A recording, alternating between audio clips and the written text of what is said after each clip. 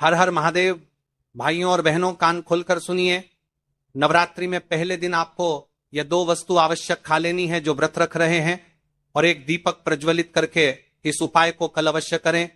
22 सितंबर सोमवार नवरात्रि का पहला दिन। आज मैं आपसे एक ऐसा सादा पर अत्यंत दिव्य उपाय बताने जा रहा हूं जो नवदुर्गा के घट स्थापना बैठक के प्रथम दिन पर किया जाता है, और जिसका असर अक्सर बड़े अनुष्ठानों से भी अधिक गहरा और तीव्र दिखा है। ध्यान रहे, यह कोई आम उपाय नहीं, यह वेश, भक्ति और सही समय के संगम में दिया गया उपाय है। याद रखना और बार बार बोलना, मात्र एक हल्दी का दीपक और 31 चावल के दाने, यही आज का मंत्र, यही आज का संकल्प। 22 सितंबर जब घट स्थापना होती है, माता रानी हमारे बीच आती हैं और नव दुर्गा का पवित्र आरंभ होता है। घट स्थापना का अर्थ है घर परिवार में देवी की उपस्थिति का स्थिर स्थान।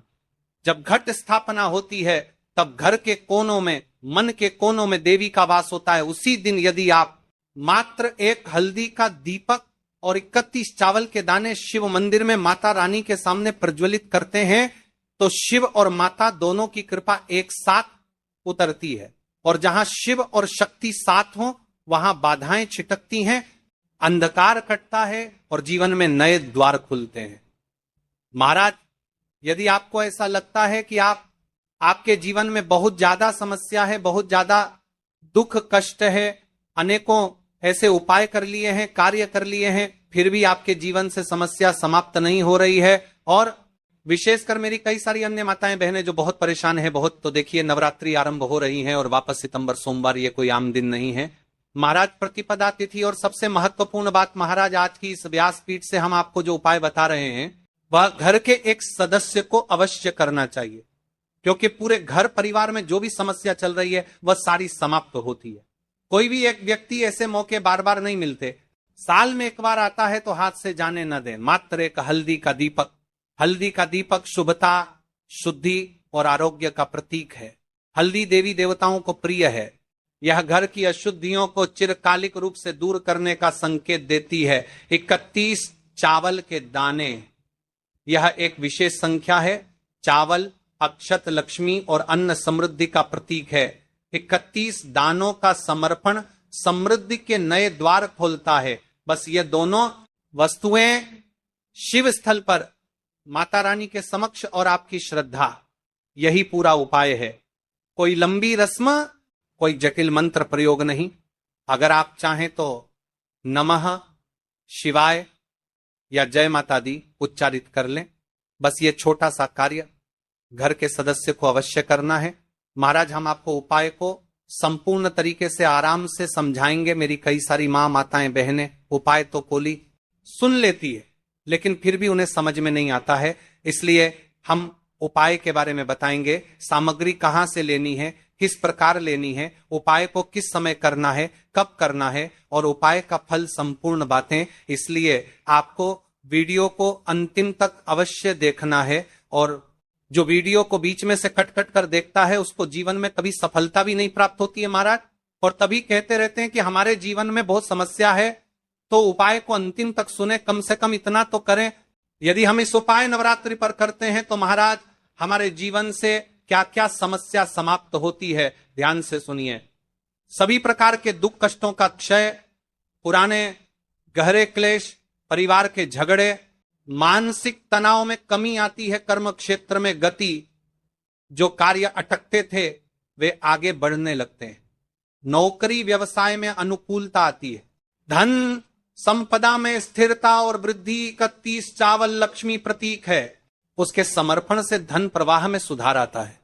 शिव और देवी का द्वैतीय आशीर्वाद, शिव का विनाश तत्व और माता का पोषण तत्व एक साथ होने से बाधाएं हल्की पड़ती हैं। मनोकामनाओं की पूर्ति, जटिल मनोकामनाएं जो बड़े पाठ यज्ञ से भी पूरी नहीं हो पाई, वे साधारण श्रद्धा से पूरी होने का मार्ग पाती हैं। आज नवरात्रि से पहले पहले एक पत्र आया है, ध्यान से सुनिए महाराज। इस पत्र को राधा भाभी की जिंदगी बहुत कठिन थी। पति का काम रुका हुआ, बेटी की शादी अटकी हुई, घर में तंगी और निराशा। पिछली बार जब नवदुर्गा का पहला दिन आया, किसी ने उन्हें बताया घट स्थापना के दिन जाकर सिर्फ एक हल्दी का दीपक और 31 चावल के दाने माता के समक्ष समर्पित कराना। राधा भाभी ने बिना दिखावे के शिव मंदिर चली गई। उन्होंने वहीं माता के सामने वो छोटा सा दीपक जलाकर 31 दाने समर्पित किए और मन से कहा, माँ बस मेरे परिवार को शांति और सही रास्ता दिखा दो। कुछ ही दिनों में चमत्कारिक परिवर्तन हुआ। पति का व्यापार फिर से चल पड़ा, रिश्तों में मिठास लौटी और बेटी की शादी उचित समय पर होने लगी। राधा भाभी कहती हैं, मुझे बड़ा जादू नहीं चाहिए था, मुझे सिर्फ एक मौका और माता का साथ चाहिए था और वही मुझे मिला। ये कथा हमें बताती है कि छोटी सी श्रद्धा कभी कभी बड़े बड़े अनुष्ठानों से अधिक असर कर जाती है। जब इनके साथ चमत्कार हो सकता है, महाराज तो आपके साथ क्यों नहीं? क्या भरोसा। अगला पत्र इस व्यासपीठ पर आपका हो तो चलिए अब हम उपाय की ओर चलते हैं। नवरात्रि पर किया जाने वाला ये छोटा सा कार्य जो माता भक्त व्रती हैं उनसे विशेष निवेदन है, रात्रि में घर पर तुलसी के समीप एक दीपक जरूर जलाएं। यह छोटा सा कार्य माता को खुश रखेगा और व्रत का प्रभाव और भी गहरा करेगा। रात्रि स्मरण तुलसी के पास एक छोटा दीपक जलाते हुए 3 बार मन में कहे, जय माता दी, मां मेरी रक्षा करो। सोने से पहले मन में केवल यही भाव रखें, मां मैं आपका भक्त हूं, मेरे परिवार की रक्षा कीजिए। यह छोटा कर्म मां को प्रसन्न करता है और संपूर्ण नवदुर्गा अवधि में आपको उनकी कृपा का अनुभव होता है। कल 22 सितंबर इस उपाय को करना है, तो सबसे पहले हम उपाय के बारे में जान लेते हैं। संपूर्ण बातें ध्यान से सुने, किस समय करना है, कब करना है, सामग्री कहां से लेनी है। देखिए 31 चावल के दाने और एक हल्दी के दीपक के उपाय के बारे में। तो देखिए महाराज की वीडियो को आपको अंतिम तक देखना है और हम आपको आगे संपूर्ण बातें बताने वाले हैं कि आपको चावल के दाने कहां से लेना है, उपाय को किस प्रकार करना है, शिव मंदिर में किस समय करना है, कैसे करना है, घर आकर के क्या करना है, शिव को क्या बोलकर आना है। ठीक है, तो वीडियो को बीच बीच में से स्किप ना करें। 31 अखंड चावल के दाने और हल्दी का दीपक, तो भोलेनाथ की कृपा से मनोवांछित फल प्राप्त होता है। आज मैं आपको हर छोटे छोटे चरण को विस्तार से समझाऊंगा। कई सारी माता बहनें उपाय को बहुत जल्दी करती है और फिर कहती है शिव हमसे प्रसन्न नहीं होते। सबसे पहले मन को शांत कर लो। सुबह हो तो नित्य स्नान करके स्वच्छ वस्त्र पहन लो। यदि प्रदोष काल में कर रहे हो तो भी साफ सुथरे कपड़े पहनो। मन में सच्ची श्रद्धा और विश्वास हो, यही सबसे बड़ा साधन है। आत्मा में अहंकार या जलन न रखो। उपाय केवल शिव मंदिर में किया जाना अनिवार्य है, घर में नहीं, मंदिर में ही करना है। 31 अखंड चावल के दाने, एक एक दाना पूरा फटा हुआ ना हो। बाजार का ले सकते हो या घर की रसोई के दाने भी चलेगा। हल्दी का दीपक जो कि गेहूं के आटे से दीपक बनाएं और उसमें हल्दी पीसी अच्छी मात्रा में मिलाएं। नमक बिल्कुल ना डालना है। दीपक में रुई की बत्ती लंबी और तेल भरें। तेल के लिए तिल का तेल आदर्श है, पर आप तिल सरसों साधारण दीप तेल में से कुछ चुन सकते हो। कम से कम इतना तेल डालें कि दीपक स्थिर जलता रहे। हमें इस उपाय को यदि सुबह के समय कर रहे हैं तो आपको 1 लोटा शुद्ध जल शिवलिंग पर जलाभिषेक के लिए लेकर के जाना है। यदि आप इस उपाय को करने के साथ में कोई अन्य सामग्री भी लेकर के जाना चाहते हैं तो आप वो भी लेकर के जा सकते हैं।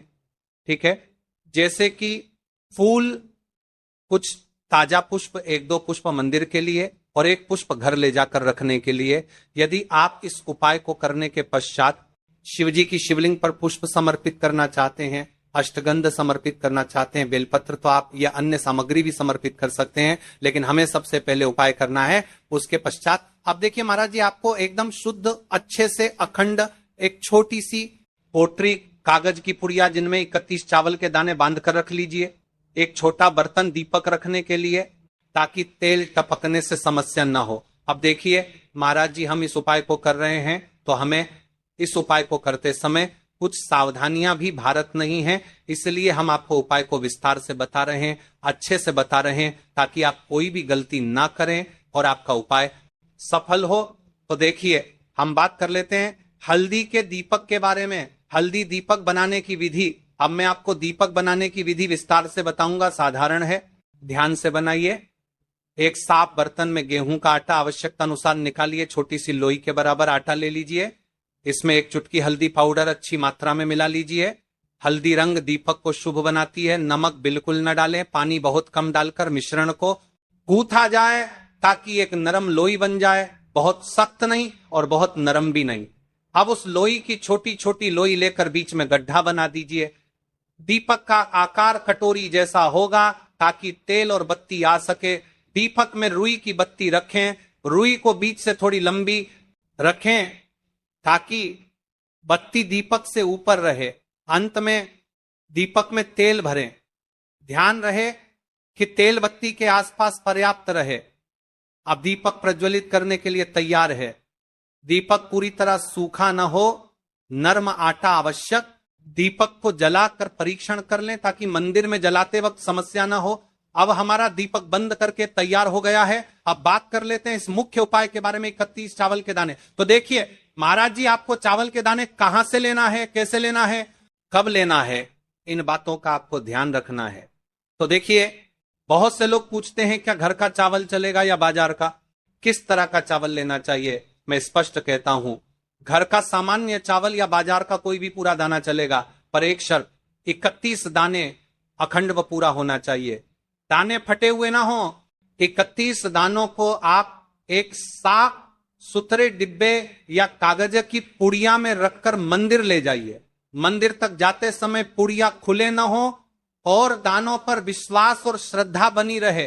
अब देखिए, हमारे चावल के दाने भी तैयार हो गए और हमारा दीपक भी तैयार हो गया। अब बात कर लेते हैं कि इस उपाय को करने का सबसे उत्तम समय कौन सा है। मैंने किस समय हमें इस उपाय को करना है, प्रदोष काल का समय या सुबह का समय। देखिए महाराज जी, जैसा कई भक्त पूछते हैं कब किया जाए, मैं 2 विशेष समय बताता हूं। सुबह का समय उत्तम प्रातः 7 बजे से 10 बजे तक, इससे दिन का मंगलप्रद आरंभ होता है। यदि सुबह 7 बजे तक जाना संभव नहीं तो 12 बजे से पहले भी कर सकते हैं। अब बात कर लेते हैं महाराज जी, प्रदोष काल के समय की कई सारी मात्रा बहाने सुबह के समय नहीं कर सकती है, तो सबसे उत्तम समय प्रदोष काल का समय भी है जो शिव जी को अत्यंत प्रिय है। प्रदोष काल सायंकाल 5 बजे से 6 बजे के बीच, यह समय बहुत ही पुण्यकारी माना जाता है। यदि आवश्यकता हो तो 7 बजे तक भी किया जा सकता है। आप जिस भी समय जाओगे ठीक ठाक उसी समय श्रद्धा भाव से करिए। देखिए महाराज जी, अब हमारी इस उपाय की सामग्री भी तैयार हो गई है और हमने आपको समय भी बता दिया है। तो देखिए, एक मुख्य बात, यदि आप इस उपाय को सुबह के समय कर रहे हैं तो महाराज जी सुबह के समय तो शिव जी की शिवलिंग पर सबसे पहले 1 लोटा जल चढ़ेगा, फिर उसके पश्चात आपको इस उपाय को करना है। और यदि प्रदोष काल के समय कर रहे हैं तो आपको एक साधारण दीपक प्रज्वलित करना है, फिर उसके पश्चात आपको उपाय करना है। ठीक है। और हां, एक विशेष और मुख्य बात, कई सारी मेरी अन्य माताएं बहनें रहती है जो शिव मंदिर जाते से ही दूसरी अन्य माता बहनों से सामग्री मांगने लगते हैं, जैसे कि जीजी आज आपने एक बेलपत्र लाए हो तो मुझे दे दो जीजी, आपके पास तो बहुत सारे फूल दिख रहे हैं, एक फूल दे दो मुझे। आपको शिव मंदिर में जाकर के इस प्रकार से नहीं करना है। ठीक है, केवल अपने जो अपनी सामग्री लेकर गए हैं उसी से उपाय करना है। अपने गांव के आसपास में जो भी शिव मंदिर हो, जो भी शिवालय हो, वहां पर पहुंच जाइए। शिव जी की शिवलिंग के पास में एक ऐसे स्थान पर बैठ जाइए जहां पर आप अपना उपाय पूर्ण रूप से कर लें और किसी अन्य माता बहनों को दिक्कत या परेशानी ना आए और आपको उपाय करते समय। ठीक है। कई सारे लोग प्रश्न करते हैं कि महाराज की सबसे पहले चावल का दाना शिव जी की शिवलिंग पर कहां समर्पित करना है। तो आपको सबसे पहले गणेश को श्रद्धा से अर्पण, सबसे पहला चावल का दाना गणेश जी के स्थान पर अर्पित कीजिए। मन मन में अपनी मनोकामना शांत भाव से कहिए, छोटा सा मनन है विघ्नहर्ता, मेरी मनोकामना के मार्ग को सुगम कर दीजिए। आप गणेश मंत्र 3 बार जप सकते हैं। ओम गम गणपतये नमः, शिवलिंग पर जलाभिषेक। अब शुद्ध जल का लोटा निकालिए और शिवलिंग पर धीरे धीरे जल चढ़ाइए। जल चढ़ाते समय मन में बार बार पर नमः शिवाय का उच्चारण करें। यह सबसे मुख्य मंत्र है। आप मन में 11 बार, 21 बार या 108 बार जप कर सकते हैं, परंतु यदि समय कम हो तो कम से कम 11 बार अवश्य जपें। जलाभिषेक के साथ ही विनम्रता से कहिए, हे भोलेनाथ, मेरी मनोकामनाओं को पूर्ण कर दो, जीवन के कष्टों को दूर कर दो। अब बात कर लेते हैं हल्दी के दीपक के उपाय के बारे में। इस उपाय को भी आपके साथ में ही करना है। हल्दी दीपक प्रज्वलित और आरती। अब अपना हल्दी दीपक निकालिए और उसमें आग लगाइए। मंदिर नियम के अनुसार दीपक वहां जलाना था तो मंदिर की अनुमति देखिए, पर यदि मंदिर अनुमति देती है तो दीपक शिवलिंग के पास रखें और प्रज्वलित कीजिए। दीपक जलाते ही ध्यान से कहिए, यह दीपक मेरे जीवन का अंधकार मिटाए, गरीबी और दुहक दूर करे और घर में लक्ष्मी का वास कराए। दीपक की लौ से शिवलिंग का प्रकाश पूजन आरती कीजिए। दीपक को धीमे धीमे घुमाइए और ओम नमः शिवाय अथवा कोई भक्ति गीत गाते हुए आरती करे। अब जो आपने अपने साथ अन्य सामग्री लेकर के आए हैं, जैसे कि पुष्प लेकर आए हैं, अंत में फूल अर्पित कीजिए।